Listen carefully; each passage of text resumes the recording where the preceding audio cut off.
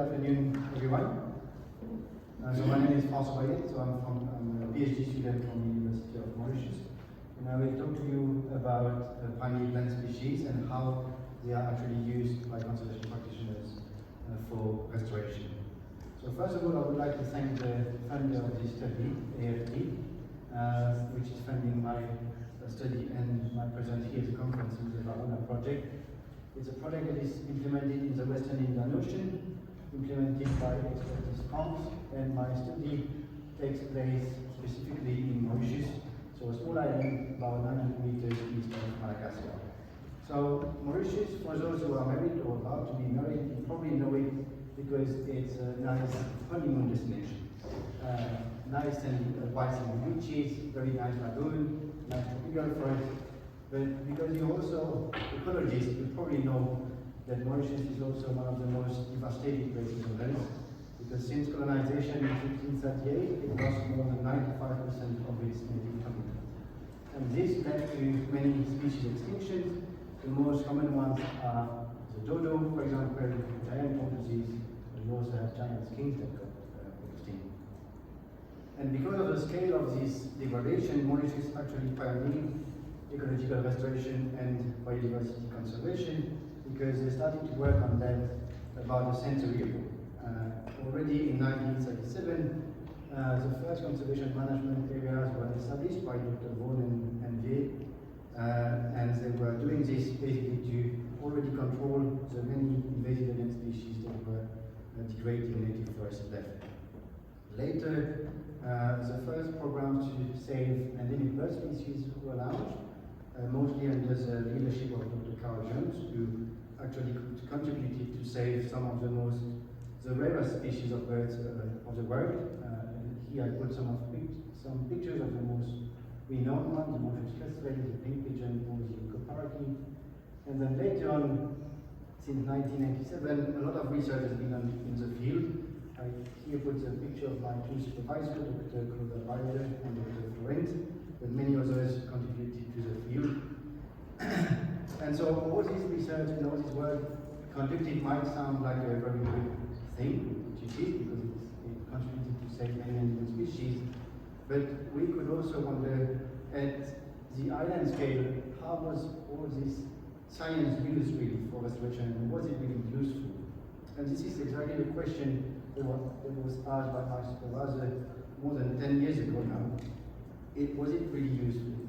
Because what he observed at that time is what you can see in the picture, is basically native pioneer tree species that are being cut for conservation purposes, for restoration purposes, to actually plant other endemic species at the place. And what happened at that time is still happening today. So we could still wonder, why are people doing this, despite the extensive literature that is pointing out pioneer species as really key restoration tools? And that is why my study came into play, to really understand what is going on, why do people still cut pioneer species and don't use it for restoration. So to try to answer this question, we developed a questionnaire-based survey that we conducted with 54 practitioners from Mauritius Island and Rodrigues, which is the second main island of the Republic of Mauritius. And we had three main objectives. The first one was to quantify the awareness of practitioners about these pioneer species and their main characteristics. Then we tried to explore whether there are any gaps between the perception practitioners have on the benefits pioneers can bring for restoration and the use in the project. And finally, we try to assess why do people cut these trees, and especially why do they cut Arungana madagascariensis, which is the dominant native pioneer tree in wet forests. And so the results that we found is, with regards to conservation awareness, we see that most practitioners actually have quite low knowledge or awareness about what is pioneer species. They can define what it is, but with very basic definitions. Basically, when you ask a practitioner in Mauritius, they will tell you that pioneers are indeed plants that colonize very early restoration areas, that they create suitable conditions for other species to grow, but that's basically it. And when you ask them, what are the characteristics that actually define pioneers, They will tell you, oh, but it grows fast and it has a short lifetime. But that's it. They don't really know more than that. And when it comes to the use of these species within a research project, the good thing is that most people actually know that integrating primary species within projects actually is beneficial.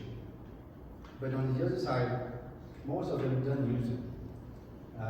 They either control them, as you saw in the pictures, or they just plant pioneers among many other endemic species. And so they don't use them really strategically to kickstart the regeneration of native forests. And what is a bit worried is that we saw that the awareness level of practitioners and the experience they have in restoration don't really have an impact on the use of these plants. And worse, we see that there is even a tendency of using primary species less when people have more experience.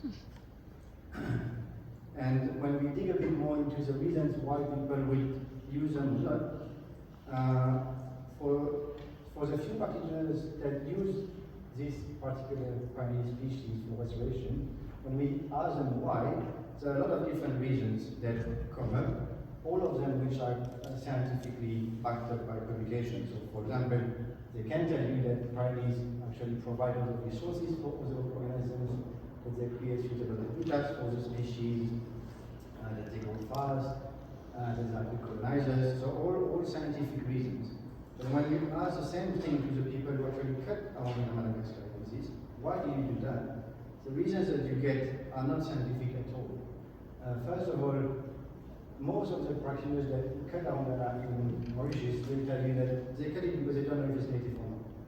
When it's actually written in the flora of the Muscarine since 1800 that it is native. Or they will tell you, but yeah, but it looks like an invasive species because it goes too fast in immediate areas, so I don't like it. So again, they believe that it competes with native species, that is exotic, even though the opposite is written in the flora. Some of them will tell you that, but no, it doesn't fit the primary criteria to my organization, so it's effective. So all these reasons are basically perceptions or based on doubt and not really scientific evidence. And so what does it all mean? That means that in Mauritius we are basically facing a situation where conservation practitioners on one hand believe that primary species are good and can help them with their restoration project, but on the other hand they don't really use them.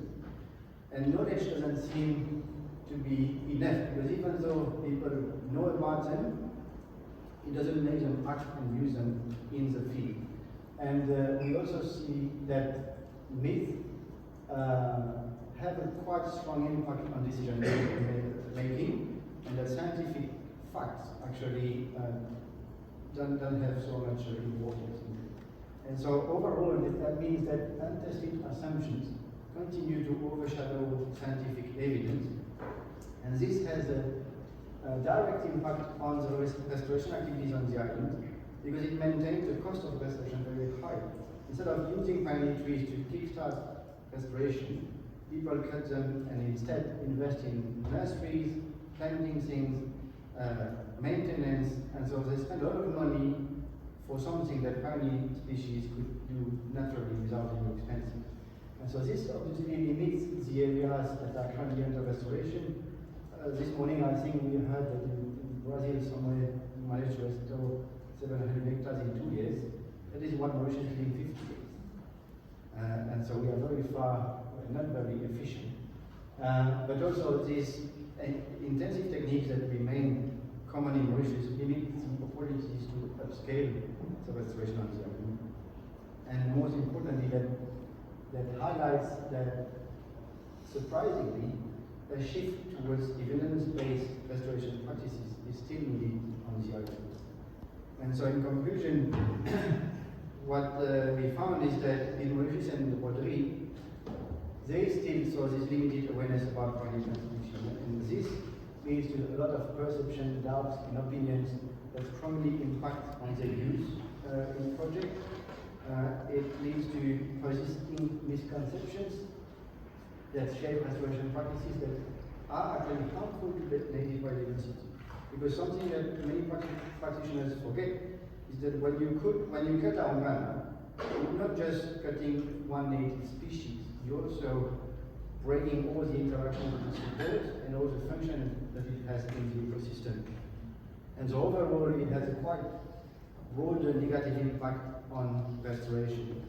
And so that's why the title of my presentation was as it is, and it's a key takeaway message, is that overall in Mauritius and Rodrigues, and maybe in other places, pioneer plant species could be better known and better used by conservation practitioners. It raised the need for more interdisciplinarity in conservation and restoration issues, somehow to reinforce the interface between research, practice, and policy, but also to conduct further research to better understand if there are any other factors that influence decision making. Because here we pointed out this problem of perceptions, but what else is working conservation practitioners to use them? Is it that the objective doesn't allow them to use them? Is it that the values they have on restoration is not aligning with using pioneer species?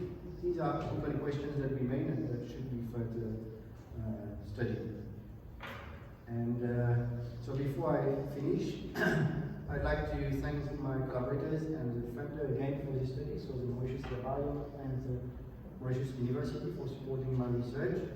Also the Ministry of Agro-Industry and Food Security as a National Park and Conservation Service for allowing me to do the research, this research in my doctoral training. And I thank you all for your attention. If you have any questions, let me know.